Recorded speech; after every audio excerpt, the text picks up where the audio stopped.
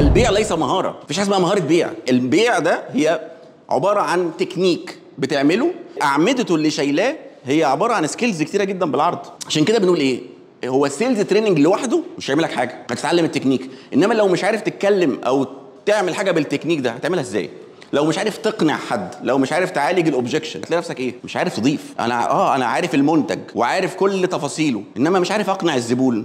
بيعه زي البيعه بتاعت العقارات التقيله، الزبون بتاعك في مصر زي الزبون بتاعك في جنة خالص. ده انت لو كلمت واحد في مصر بنفس طريقه جنة مش هيشتري منك، ولو كلمت الراجل بتاع جنة بالطريقه اللي بتتكلم بيها بتاع مصر مش هيشتري منك. هي عباره عن مجموعه من السكيلز اللي هتتعلمها، زائد ان هي مجموعه من التالنت. شطارتك انك تعمل ايه ما بينهم، وصل الاثنين ببعض. انا مش عارف اخليك بياع شاطر ولا عارف اخلي عندك موهبه، انما هديك التكنيك اللي لو عملته تربط الاثنين مع بعض، تمارس اللي احنا هنتكلم عليه النهارده دوت مره مرتين ثلاثه، انت هتلاقي نفسك مختلف بعد شهر واحد.